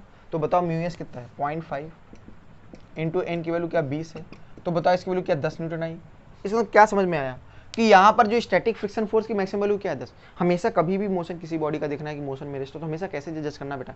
Fs मैक्स निकाल के जज करना, क्योंकि इतना तक वो होता है फोर्स जो सरफेस रोक सकता है। इसका तो क्या समझ में आया कि सरफेस की कितनी हैसियत है रोकने की? 10 तक। मतलब 10 तक का फोर्स होगा तो सरफेस क्या करेगा? रोक लेगा। 10 तक का फोर्स रोक। तो बताओ हमने बॉडी पे कितना फोर्स लगाया? 1। तो बताओ क्या सरफेस कितना तक रोक सकता था? 10 तक। तो क्या 1 को रोक लेगा कि नहीं? एकदम आसानी से रोक लेगा। तो बताओ 1 को रोकने के लिए कितना फोर्स लगाना पड़ेगा? 1। ऐसा नहीं 1 को रोकने के लिए 10 लगा दे, 10 थोड़ी लगाएगा, 10 तक तो वो रोक सकता है ना भाई। वो बॉडी फ्रिक्शन क्या चाहता है? चलाना चाहता है कि दोनों सरफेस साथ साथ रखना चाहता है? दोनों सरफेस साथ साथ। अब बताओ अगर साथ साथ रखना होगा तो इसने कितना फोर्स लगाया? 1। क्या 1 को रोक सकता है क्या? हाँ, ये तो 10 तक रोक सकता है, तो भाई 1 को रोकने के लिए उसने 1 लगा देगा। क्या लगा देगा? 1। अच्छा बात है सर पीछे लगाएगा कि आगे फ्रिक्शन? समझो, सोचो अगर यहां पर फ्रिक्शन ना होता तो ये किधर चलना चाहता? आगे। तो साथ कौन छोड़ा है? 2 kg, तो इसको रोकेगा ना, रोकेगा तो इधर इसमें किधर फोर्स लगाएगा? पीछे की तरफ। किधर लगाएगा? पीछे। तो ये रहा इस पे फ्रिक्शन फोर्स। स्टैटिक काइनेटिक, क्योंकि अभी बॉडी रेस्ट में है कि मोशन में? रेस्ट में। तो इस समय जो इसमें फ्रिक्शन फोर्स लगेगा वो किसके बराबर होगा? 1 न्यूटन। क्या होगा? 1 न्यूटन। बॉडी रेस्ट में है कि मोशन में? रेस्ट में। सेम डेटा है, सेम क्वेश्चन।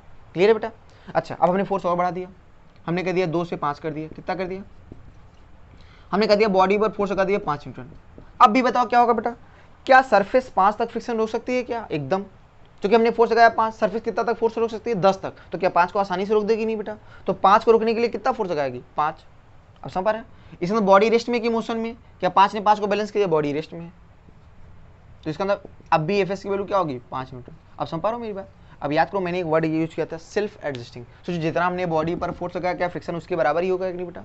जितना हमने फोर्स लगाया बॉडी, ठीक है ना, जितना हमने बॉडी पर फोर्स लगाया फ्रिक्शन उसी के बराबर हो गया। क्लियर? अच्छा अब हमने क्या किया? बॉडी पे कितना फोर्स लगा दिया? 10 न्यूटन। कितना लगा दिया? अब बताओ अगर हमने फोर्स लगाया 10 न्यूटन, कितना लगाया? तो बताओ क्या सरफेस की ये मैक्सिमम हैसियत थी ना, इससे ज़्यादा वो रोक नहीं सकता। क्या मैक्सिमम फोर्स है ना, तो इस समय समझो ब्लॉक क्या होगा? क्या इस वाले को भी रोक सकता है क्या? क्योंकि सरफेस 10 तक रोक सकता है ना। हाँ, तो इसको भी 10 तक, तो इस पर भी क्या करेगा? इस पर भी 10 लगा के क्या करेगा? इसको भी। लेकिन अभी बॉडी रेस्ट में है कि मोशन में? अब भी बॉडी क्या है बेटा? रेस्ट में। तो यहाँ से लेकर यहाँ तक बॉडी क्या रेस्ट में थी कि नहीं? हाँ, तब भी क्या फ्रिक्शन लग रहा था कि नहीं? और ऐसे फ्रिक्शन को हम कौन सा फ्रिक्शन बोलते हैं? Static friction. तो ध्यान से बताओ इस सिचुएशन में क्या मैक्सिमम लग रहा है कि नहीं बेटा? तो समझो ये स्टैटिक फ्रिक्शन की क्या है बेटा? मैक्सिमम वैल्यू है। अब सोचो इसका मतलब ये सरफेस की हाईएस्ट आ गई बेटा। हाईएस्ट जो फोर्स सरफेस रोक सकता है क्या उतने के बराबर हमने फोर्स अप्लाई कर दिया। अब सोचो अगर इससे थोड़ा सा भी ज़्यादा फोर्स अप्लाई करोगे कि ये बॉडी रेस्ट में होगी, मोशन में आ जाएगी, क्या बॉडी चल जाएगी? बॉडी क्या कर जाएगी? चल जाएगी। मेरी बात समझ? क्योंकि सरफेस कितना तक फोर्स रोक सकता है? 10 ही तक। कितना रोक सकता है बेटा? 10 ही तक। तो इसके बाद क्या होगा बेटा?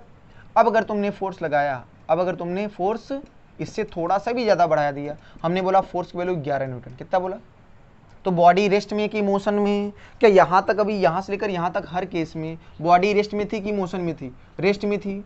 कैसी थी? रेस्ट में थी। तब इस पर जो फ्रिक्शन फोर्स लग रहा था कौन सा फ्रिक्शन था? स्टैटिक की काइनेटिक? Static friction. कौन सा फ्रिक्शन? स्टैटिक। समझ पा रहे हो? वो किसके बराबर आ रहा था? Applied force. इसलिए तो बोला था सेल्फ एडजस्टिंग। कैसा बोला था? Self adjusting. अब बताओ हमने कितना फोर्स लगा दिया? 11। सरफेस कितना तक रोक सकता है? 10 तक। अब क्या जितना सरफेस क्या उससे ज़्यादा फोर्स लगा कि नहीं? तो बॉडी रेस्ट में कि मोशन में? क्या बॉडी अब चल जाएगी ना? तो बॉडी जब चल जाएगी, मोशन में आ जाएगी, तो उस पर जो फ्रिक्शन फोर्स होता है वो स्टैटिक काइनेटिक? काइनेटिक। अब कौन सा फ्रिक्शन लगेगा बेटा? अब लगेगा काइनेटिक। तो अब भी क्या वो पीछे लगेगा बेटा? अभी वो रोकना ही चाहेगा बेटा, क्योंकि फ्रिक्शन का काम होता है दोनों सरफेस साथ साथ। तो काइनेटिक फ्रिक्शन फोर्स की वैल्यू क्या? इसकी वैल्यू कांस्टेंट होती है क्या? इसकी वैल्यू क्या होती है? Mu K into N. तो बताओ म्यू के की वैल्यू क्या है? 0.4 और एन क्या है? mg के बराबर, मतलब 20 के बराबर है। तो 0.4 इंटू 20 क्या 8 न्यूटन आया कि नहीं बेटा? तो देखो ना, जब चलने लगा तो फ्रिक्शन भी घट गया। चलने लगा तो फ्रिक्शन भी घट गया, क्या जैसे हम महसूस भी करते हैं। तो ध्यान से बताओ इसमें बॉडी का एक्सेशन कितना होगा, क्या एक्सेशन निकाल सकते हो सर? एक्सेशन बराबर होगा, इधर 11 लग रहा है इधर 3, तो नेट फोर्स कितना होगा 11 माइनस 8 क्या 3/2, मतलब बोल सकते हो 1.5 मीटर पर सेकंड। क्या समझ में आ रहा है बेटा? सोचो अब इसके बाद और फोर्स बढ़ाओगे तो बॉडी रेस्ट में कि मोशन में? अब तो बॉडी मोशन में ही रहेगा चाहे जो हो जाए, ठीक है। हमने कहा दिया फोर्स लगा दिया 12 न्यूटन, कितना लगा दिया 12। बताओ फ्रिक्शन अब भी कौन सा लगेगा? क्या बॉडी की सरफेस कितना तरह हो सकता है 10, क्या 10 से ज्यादा लगा दिया कि नहीं बेटा? कितना लगा दिया 10 से ज्यादा। तो बॉडी रेस्ट में कि मोशन में? मोशन में। तो कौन सा फ्रिक्शन? काइनेटिक। और इसकी वैल्यू किसके बराबर होगी बेटा? इसकी वैल्यू बराबर होगी 8 न्यूटन, म्यू के इनटू एन ना।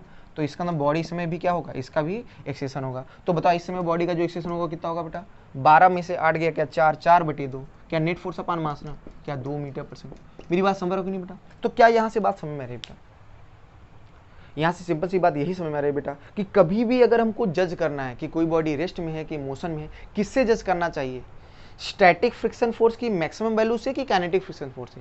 स्टैटिक फ्रिक्शन फोर्स की मैक्सिमम वैल्यू से हमेशा जज करिए।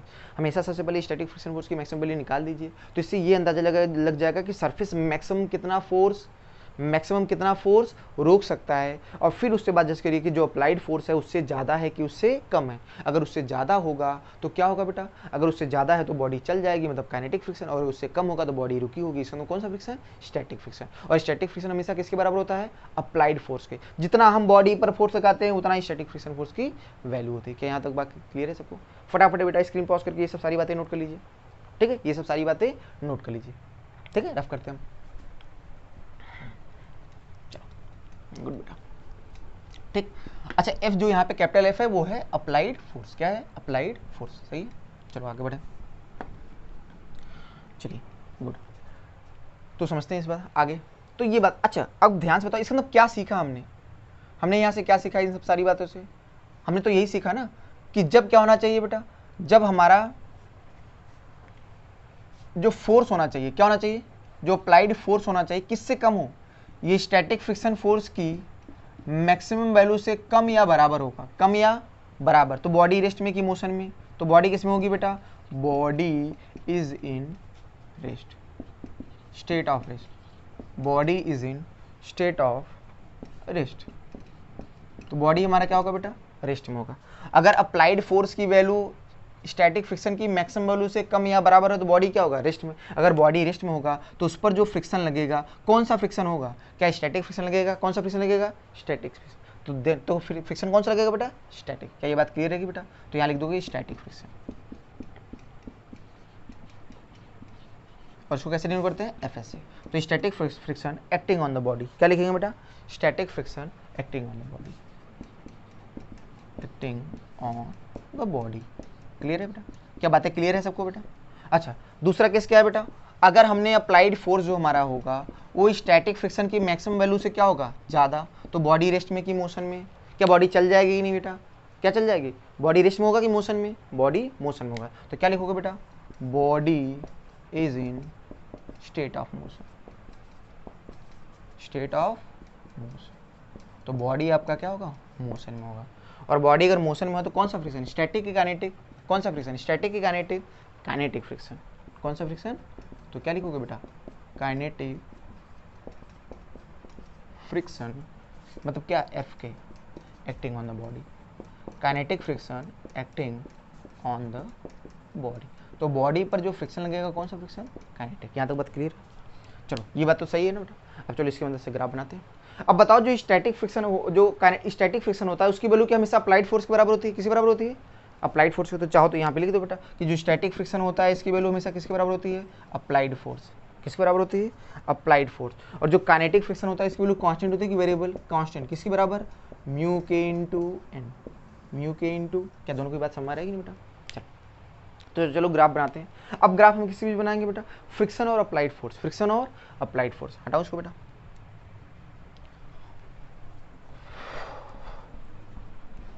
तो अब हम बेसिकली ग्राफ बनाते हैं फ्रिक्शन और अप्लाइड फोर्स के बीच, ठीक है। तो फ्रिक्शन और अप्लाइड फोर्स के बीच में जब ग्राफ बनाएंगे तो ध्यान से देखिए बेटा, इधर क्या है? एफ अप्लाइड फोर्स, और इधर क्या है? Friction F R. तो बताओ शुरू में क्या है? शुरू में ध्यान से बताओ, जब बॉडी रेस्ट में था तो जितना हमने फोर्स अप्लाई किया था तो उतना ही फ्रिक्शन था। तो जितना फोर्स अप्लाई करोगे उतना ही फ्रिक्शन, जितना फोर्स अप्लाई करोगे उतना ही फ्रिक्शन, मतलब फ्रिक्शन और अप्लाइड फोर्स बराबर है ना, फ्रिक्शन और अप्लाइड फोर्स बराबर है। तो सोचो ध्यान से बताओ, क्या शुरू में जब बॉडी रेस्ट में था तो फ्रिक्शन और अप्लाइड फोर्स क्या बराबर था कि नहीं बेटा? और जो फ्रिक्शन लग रहा था क्या उसे स्टैटिक बोलते हैं कि नहीं बेटा? क्या ये था कि नहीं बेटा? तो ध्यान से बताओ, अगर इसको y मानोगे, इसको x मानो, तो क्या y बराबर x लाइन है कि नहीं? y बराबर x लाइन, तो y बराबर x लाइन कैसी होती है बेटा? क्या ओरिजिन से जाती है जो, और 45 का एंगल बनाते हैं कि नहीं? क्या यही लाइन होती है कि नहीं बेटा? क्योंकि जब बॉडी रेस्ट में होती है तो जितना अप्लाइड फोर्स उतना ही फ्रिक्शन, तो इसका मतलब क्या y बराबर x वाली लाइन होगी, कुछ ऐसा टाइप का, ठीक है ना? कहाँ तक बेटा? फ्रिक्शन की मैक्सिमम वैल्यू तक। जब अप्लाइड फोर्स किसके बराबर हो जाता है? स्टैटिक फ्रिक्शन की मैक्सिमम वैल्यू, तब तक ये था। तो बताओ यहाँ से लेकर यहाँ तक बॉडी पे जो फ्रिक्शन फोर्स लग रहा है कौन सा है? Static, kinetic? कहोगे सर स्टैटिक फ्रिक्शन। क्या बात सबको समझ आ रही है कि नहीं बेटा? अच्छा, अब ध्यान से बताओ यहाँ पे क्या हो रहा है? क्या स्टैटिक फ्रिक्शन फोर्स की मैक्सिमम वैल्यू है ना, Fs मैक्स, क्लियर है? इसकी वैल्यू जानते हैं μs × n। ठीक, अब उसके बाद क्या हो रहा है बेटा? उसके जस्ट बाद जैसे ही फोर्स बढ़ाया, क्या बॉडी चल गई कि नहीं? बॉडी चल गई, तो कौन सा फ्रिक्शन लगेगा? काइनेटिक, तो उसकी वैल्यू तो कम होती है, उसकी वैल्यू इससे कम। तो ध्यान से बताओ, कुछ ग्राफ ऐसा इसका तरह ऐसा, क्योंकि ये काइनेटिक जो फ्रिक्शन फोर्स है इसकी वैल्यू कांस्टेंट होती है म्यू के × n, तो ये तो कांस्टेंट होता है। तो यहाँ पर जो फ्रिक्शन ये दिख रहा है, ये कौन सा फ्रिक्शन होगा? काइनेटिक, ठीक है? आप चाहे बेटा इसको ऐसे बनाओ या किताबों को भी ऐसे बना देता है, इसको थोड़ा सा मैं दिखाऊँ ऐसे भी, तो उसके लिए बहुत खड़ा है, ठीक है? बहुत बहुत स्लाइट होता है बेटा थोड़ा सा, ठीक है? ऐसा। तो ध्यान से बताओ ये कौन सा फ्रिक्शन है? Static, kinetic? ये काइनेटिक फ्रिक्शन, और इसकी वैल्यू क्या होती है? कांस्टेंट। तो समझ पा रहे हैं ग्राफ का ये पोर्शन दिखा रहा है स्टैटिक फ्रिक्शन और ये काइनेटिक। ये बताने का सिंपल, ये बनाने का मतलब कि इसके जस्ट बाद फोर्स बढ़ जाता है, घट जाता है, घट जाता है, और किसके बराबर होता है? Kinetic friction. क्या यहाँ तक बात सबको क्लियर है कि नहीं बेटा? तो ये रहा अप्लाइड फोर्स और फ्रिक्शन के बीच का ग्राफ। तो आपने ये ग्राफ अगर किताबों में अपने खोलोगे तो ये ग्राफ आपको दिखेगा। ये ग्राफ कैसे बनाई इस बात को मैंने समझाया बेटा, ये सारे केस, ठीक है? यहाँ तक सही है बेटा? इसको रफ करें। तो क्या बातें क्लियर होगी बेटा? कभी भी हमको जज करना हो बॉडी रेस्ट में कि मोशन में हो, किसे जज करना चाहिए? Fs मैक्स की Fk से? Fs max. जैसे क्वेश्चन करते हैं सिंपल सिंपल। क्वेश्चन क्या है बेटा? हमने कह दिया एक बॉडी है, इसका मास है 2 kg, कितना है? 2 kg। हमने कह दिया μs की वैल्यू है 0.5, और म्यू के जो है बेटा कितना है बेटा? म्यू के भी मान लो म्यू के है 0.3 बोल दिया, ठीक है ना? अब ध्यान से बताओ, बॉडी पर हमने फोर्स लगाया कितना? हमने बॉडी पर फोर्स लगाया मान लो 15 न्यूटन। कितना बताया? 15 न्यूटन लगाया। 15 क्या 16 लेते हैं, ठीक, कुछ भी ले लें डेटा से। हमने बताया बॉडी पे 16 न्यूटन है। क्वेश्चन ने पूछा फाइंड एक्सेलरेशन एंड फ्रिक्शन, बस क्वेश्चन सिंपल से पूछा फाइंड एक्सेलरेशन एंड फ्रिक्शन। कैसे करोगे? फाइंड एक्सेलरेशन एंड फ्रिक्शन कैसे करना चाहिए बताओ क्वेश्चन को बेटा, ठीक है? जिनको समझ में आ रहा है वो स्क्रीन पॉज करके अपना ट्राई करें, अदरवाइज उसके बाद सोल्यूशन देखिए, ठीक है? तो बात आते हैं इसके सोल्यूशन पे। किस पे आते हैं बेटा? इसके सोल्यूशन पे। तो सोल्यूशन की अगर हम बात करें फटाक से देखते हैं, तो बताओ बॉडी ये है, तो सबसे पहले क्या निकालना चाहिए बेटा?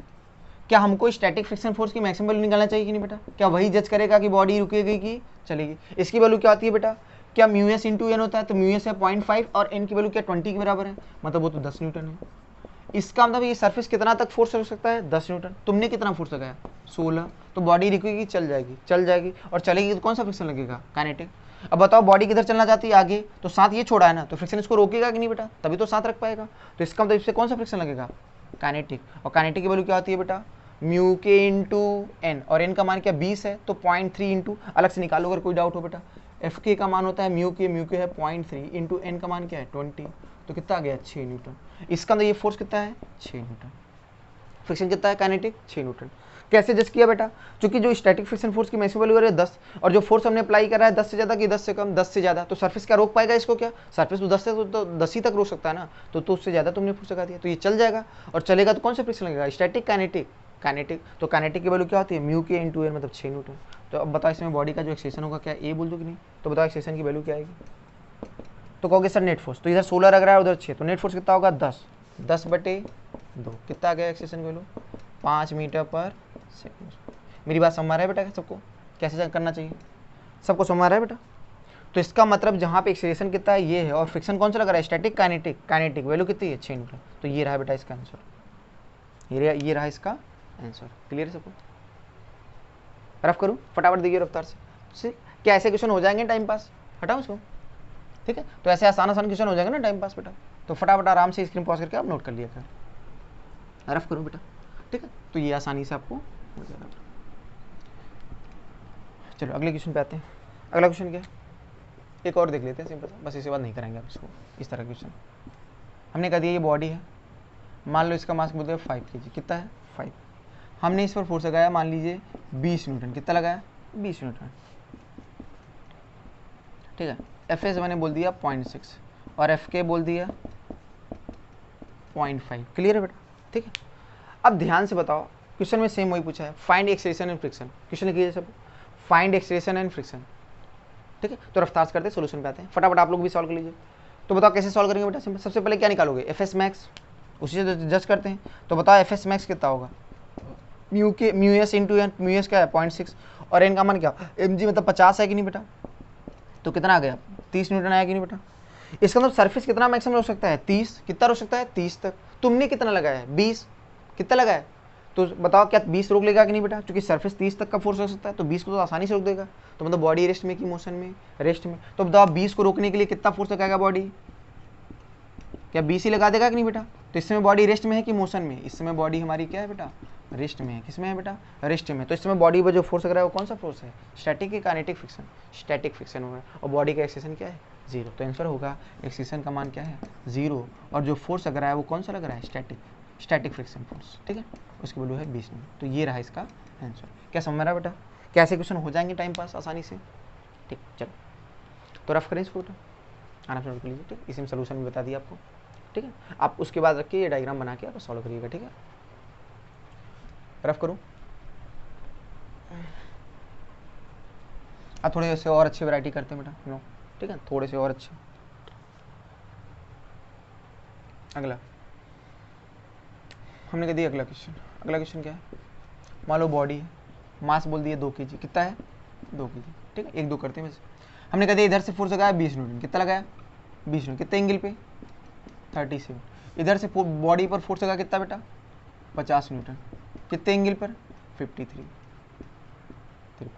एक बात आप ये याद रखना बेटा सब लोग, ठीक है, जिनको ये बात ना पता हो तो ध्यान रखेंगे कि अगर 3, 4, 5 का जो राइट एंगल होता है, कितने का बेटा 3, 4, 5 का जो राइट एंगल होता है, इसका एक एंगल कितना होता है 37 डिग्री और एक होता है 53। क्या होता है, एक 37 होता है और एक 53। कैसे याद रखेंगे बेटा, छोटे साइड के सामने का एंगल छोटा वाला और बड़े साइड के सामने का एंगल बड़ा, ठीक है। तो यहाँ से जिसका भी मानेगा साइन 53 कॉस 53 आराम से आप निकाल सकते हो, क्लियर है बेटा।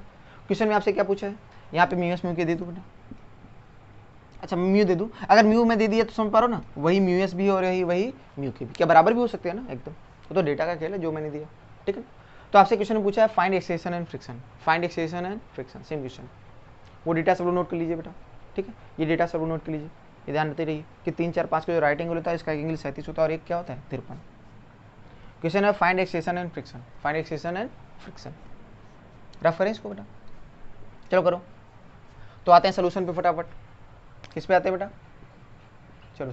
तो सोल्यूशन क्या होगा बेटा, क्या करना चाहिए बेटा, इस 2 kg की क्या बीडी बनानी चाहिए, क्या बनानी चाहिए इसकी बीडी, 2 kg क्या बनाइए बीडी बनाइए। चलो ध्यान से बेटा देखो, इस 20 का इधर वाला कंपोनेंट क्या होगा 20 cos 37, क्या होगा 20 cos 37, और cos 37 की वैल्यू क्या आती है बेटा 4/5, डेटा से निकालो तो कितना आएगा ये 16 न्यूटन आएगा। और इधर वाला कंपोनेंट क्या होगा बेटा ऊपर, इसका एक कंपोनेंट ऊपर जाएगा ना ऊपर, वो क्या होगा 20 sin 37, कितना होगा 20 sin 37, और sin 37 कितना होता है 3/5, तो ये 12 न्यूटन है। इस तरह से बताओ इस 50 का भी कंपाउंड करो, 50 का इधर वाला कंपाउंड क्या होगा 50 cos 53, तो इधर वाला कंपाउंड क्या होगा 50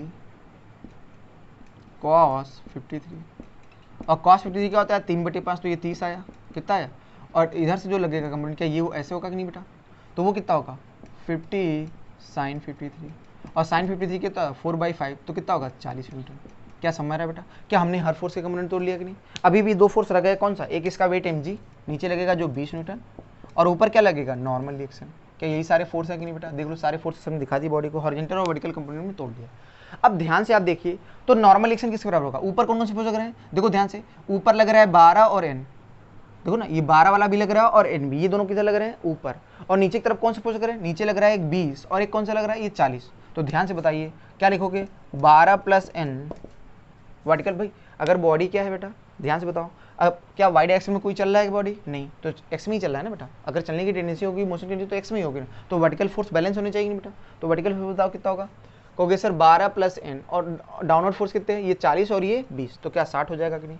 तो बताओ नॉर्मल एक्शन की यहाँ से वैल्यू कितनी आएगी? 60 में से 12 गया, क्या 48 न्यूटन आया कि नहीं बेटा?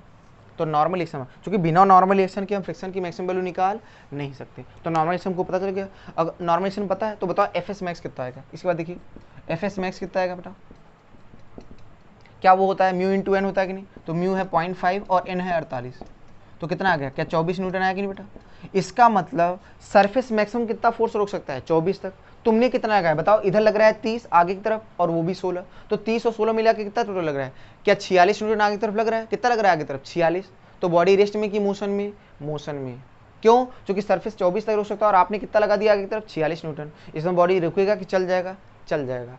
तो इस समय जो इससे फ्रिक्शन फोर्स होगा स्टैटिक काइनेटिक? Kinetic friction. कौन सा फ्रिक्शन लगेगा? काइनेटिक। तो ध्यान से बताओ बॉडी का एक्सेशन बताइए कितना होगा? एक्सेशन कहोगे सर आगे तरफ कितना फोर्स है? पहले बताओ काइनेटिक फ्रिक्शन कितना होगा? इस पे जो फ्रिक्शन लगेगा काइनेटिक लगेगा ना, उसकी वैल्यू भी क्या होगी? क्या mu K into N? Mu के भी कितना है? दिस सेम है, तो फ्रिक्शन क्या इसी के बराबर होगा ना, 24 के बराबर। तो जो काइनेटिक फ्रिक्शन लग रहा है वो कितना लग रहा है? 24। आगे की पीछे? पीछे लगेगा। किसे लगेगा बेटा? अब जो समझ गए तो यहाँ पे आप चाहे दिखा सकते हो बेटा। तो बताओ आगे तरफ कितना फोर्स लग रहा है नेट? आगे की तरफ फोर्स देखोगे 30 ये और 16 ये, 30 और 16 कितना हो गया? 46। 46 में से 24 गया, कितना बचा बेटा? 46 में से 24 गया, कितना बचा? क्या 22 बचा कि नहीं? तो नेट फोर्स आया 22 बटे मास कितना है? 2। क्या एक्सेशन 11 का आ गया कि नहीं बेटा? 11 मीटर पर सेकंड स्क्वायर। क्या बेटा सबको समझ आ रहा है कैसे होगा? फटाफट देखिए सब लोग, क्लियर है? ठीक है, थोड़ा सा बहुत ज़्यादा टफ नहीं, सिंपल सा है बेटा, बस कंपोनेंट तोड़ना पड़ेगा। क्या तोड़ना पड़ेगा? कंपोनेंट, सिंपल सा। ठीक, सही बेटा, रफ करें इसको, ठीक है ना?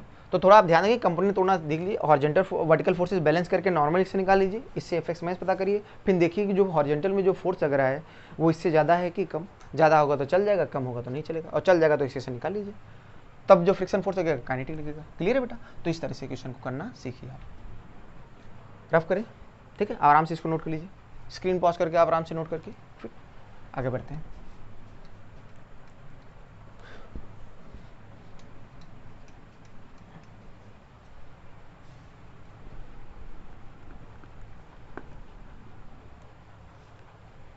अगला क्वेश्चन एक और कर लेते हैं क्वेश्चन इस पर। क्वेश्चन क्या है? एक ब्लॉक है, इसका मास कितना है?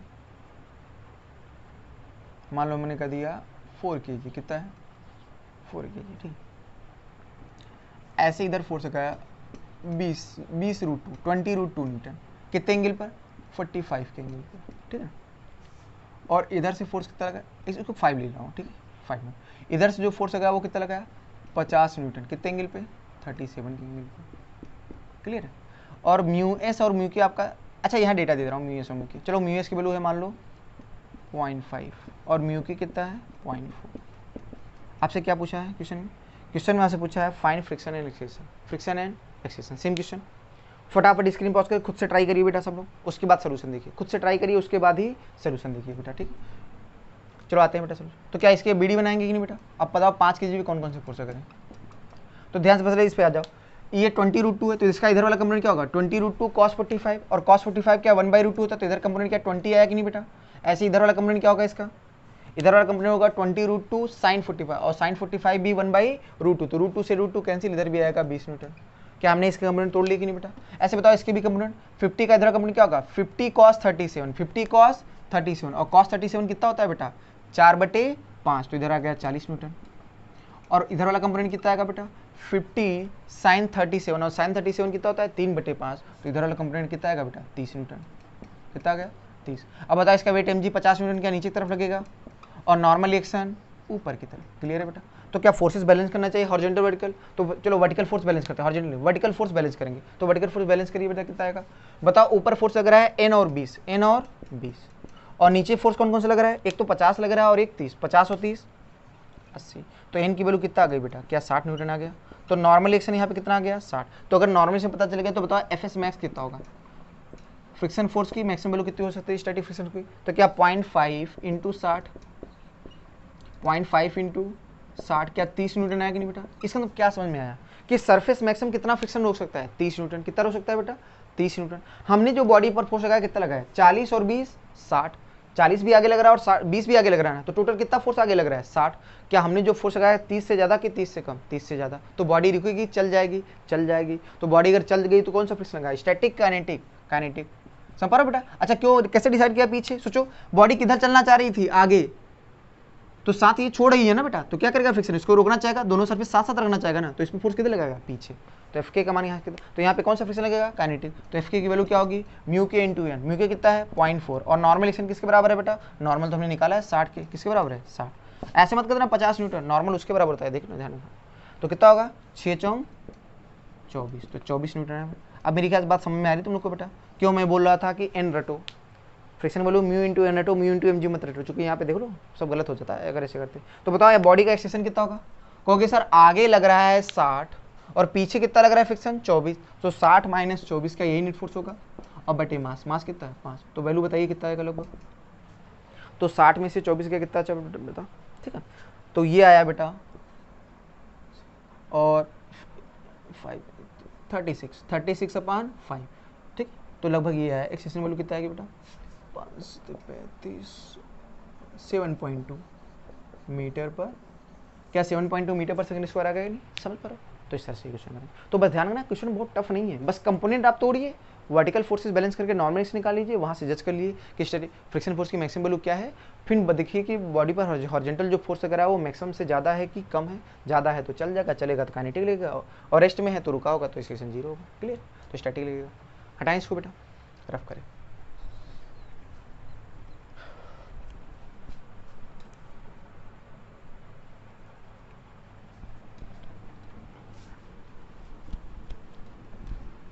सही बेटा, चलो आगे बढ़ते हैं। अगला क्वेश्चन, एक और क्वेश्चन कर लेते हैं। क्वेश्चन क्या है? सिंपल सा है। मान लो ये दो ब्लॉक है, दोनों के मास क्या है बेटा? सेम सेम, ठीक है। इस यहाँ पर म्यू की वैल्यू क्या? म्यू यहाँ पे 0 नहीं, मतलब फ्रिक्शन है, ठीक है। यहाँ पर भी म्यू सेम सेम। अच्छा दोनों का म्यू मैं बता रहा हूँ, यहाँ पर भी कोएफिशिएंट ऑफ फ्रिक्शन म्यू है और यहाँ पे coefficient of friction same same है, ठीक है। अब दोनों जगह बॉडी पर हमने फोर्स लगाया ऐसे, एफ। कितना फोर्स लगाया? एफ। क्लियर? यहाँ भी थीटा एंगल पे लगा और यहाँ पे कैसे लगाया? ऐसे लगाया। दोनों पर बॉडी पर हमने फोर्स लगाया। एक बार फोर्स कैसे लगाया बेटा? ऐसे लगाया और एक बार ऐसे लगाया, ठीक है। हमने माना दोनों में ब्लॉक चल रहा है, इसमें भी ब्लॉक चला और इसमें भी ब्लॉक चला, ठीक है।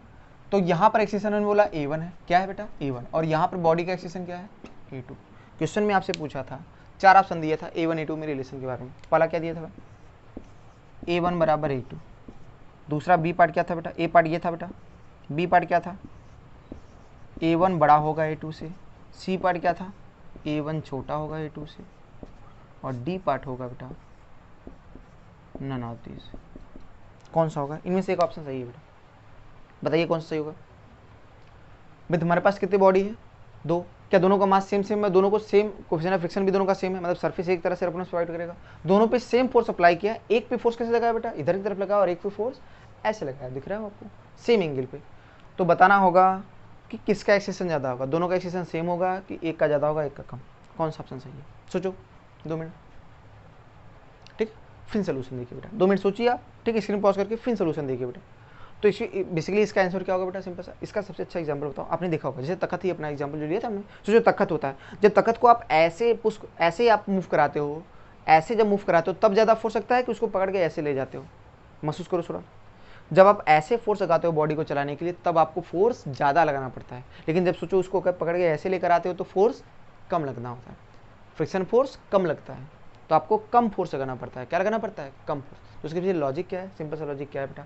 यहाँ पे जब हम फोर्स ऐसे लगाएंगे, क्या लगाएंगे? ऐसे लगाएंगे, तो बताओ यहाँ पे mg क्या नीचे की तरफ लग रहा है और नॉर्मल एक्शन ऊपर। तो ध्यान से बताओ, इस f का एक कंपोनेंट इधर आएगा f cos थीटा और एक कंपोनेंट किधर आएगा f sin थीटा। क्या क्लियर है बेटा?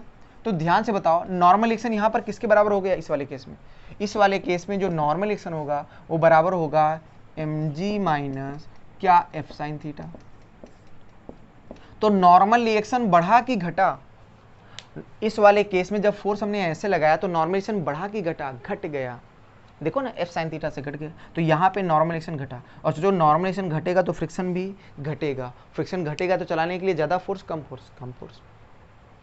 तो अगर फोर्स मेरी बात पर अगर दोनों पे हमने फोर्स अप्लाई किया है, सेम फोर्स अप्लाई किया है, तो नॉर्मल एक्सेलेरेशन जहाँ कम होगा वहाँ फ्रिक्शन कम, और जहाँ फ्रिक्शन कम वहाँ पे एक्सेलेरेशन ज़्यादा होगा एक्सेलेरेशन। और यहाँ पे देखिए क्या हो रहा है बेटा, सोचो इसका एक कंपोनेंट इधर आएगा, वो कितना होगा एफ कॉस थीटा, चलाने वाला तो सेम फोर्स है, और इधर वाला कंपोनेंट क्या होगा एफ साइन थीटा। अब देखो बॉडी पे क्या लगेगा, नीचे लग रहा है एम जी और ऊपर क्या लग रहा है नॉर्मल एक्शन। तो ध्यान से बताओ एन की वैल्यू यहाँ पर कितने, दूसरे वाले केस में एन का मान कितना है, क्या M G plus F sine theta है कि नहीं बेटा। अब ध्यान से बताइए यहाँ नॉर्मल एक्शन बढ़ा कि घटा, बढ़ गया, तो नॉर्मल अगर एक्शन बढ़ गया तो फ्रिक्शन भी यहाँ पे क्या करेगा, बढ़ जाएगा। तो यहाँ पे जो काइनेटिक फ्रिक्शन होगा उसकी वैल्यू घटेगी, और यहाँ पे फ्रिक्शन की वैल्यू बढ़ेगी, और फ्रिक्शन की वैल्यू अगर बढ़ गया तो यहाँ पे फ्रिक्शन ज़्यादा फोर्स कम लगेगा और वहाँ पे ज़्यादा लगेगा। तो जहाँ पर फ्रिक्शन ज़्यादा होगा वहाँ पे एक्सेलेरेशन कम होगा। तो इस वाले यहाँ पर चूंकि दूसरे वाले में क्या होगा बेटा, फ्रिक्शन बढ़ गया, चूंकि हम ऐसे फोर्स लगाया तो इस फोर्स का एक कंपोनेंट भी नॉर्मल एक्शन में चला गया, तो फ्रिक्शन वैल्यू बढ़ी कि घटी, फ्रिक्शन बढ़ गया, इसलिए एक्सेलेरेशन क्या होगा, कम हो जाएगा। और यहाँ पे क्या होगा बेटा, यहाँ पर जो होगा हमारा जो नॉर्मल एक्शन होता है घट जाता है, इसलिए फ्रिक्शन की वैल्यू क्या कर जाती है, घट जाती है, इसीलिए जो हमारा यहाँ पर एक्सेलेरेशन होगा वो बढ़ जाएगा, क्या कर जाएगा, बढ़ जाएगा। तो A1 A2 में से कौन सा ज़्यादा है, A1, कौन सा ऑप्शन सही है, बी पार्ट। रीजन समझ पा रहे हो, ठीक है। ऐसी इसी को बोलते हैं घास काटने वाला, जो ग्रास कटिंग मशीन नहीं होता कुछ ऐसा ही काम करता है। सोचो जब घास काटना होता है तो ताकत लगती है, तो आप ऐसे चलाते हो उसको, देखो घास काटना होता है तो आप ऐसे चलाते हो, जब ले जाना होता है तो कैसे ऐसे पकड़ के ऐसे ले जाते हैं, क्यों, क्योंकि जब ऐसे पकड़ के ले जाओगे तो फिर क्या करेगा, तो नॉर्मलाइजेशन घट जाएगा कि नहीं बेटा, तो फ्रिक्शन क्या लगेगा बेटा, फ्रिक्शन कम लगेगा, तो इसलिए घास कटता नहीं। लेकिन जब ऐसे चलाते हैं तो क्या करते हैं हम, फोर्स ऐसे लगा के उसका एक कंपोनेंट क्या नॉर्मल बढ़ाता है कि बेटा, नॉर्मल बढ़ने के कारण क्या फ्रिक्शन भी बढ़ जाता है, तो घास कटती है, और इसमें ताकत भी लगता है बेटा। मेरी बात समझ। तो ये बेसिक एग्जांपल वाला क्वेश्चन है, ठीक है, आप समझ जाओगे बेटा कि ऐसे फोर्स लगाने पर क्या हुआ, नॉर्मल घट जाता है, इसलिए बॉडी का एक्सेलेरेशन सेम फोर्स पे क्या होता है, ज़्यादा रहता है, और ऐसे लगाने पर क्या हो रहा है, फोर्स का एक कंपोनेंट नॉर्मल बढ़ा दे रहा है, जिसके कारण बॉडी का एक्सेलेरेशन बढ़ा कि घटा, घट गया। तो यहाँ पे A1 ज़्यादा होगा और A2 कम। क्लियर है बेटा, रफ करें इसको, सही। तो ठीक, तो बेसिकली अगर बोले तो आज की क्लास बेटा हम लोग यहीं तक करते हैं बेटा, ठीक है। तो आज की क्लास यहीं पर ओवर करते हैं, आगे हम लोग कल कंटिन्यू करेंगे।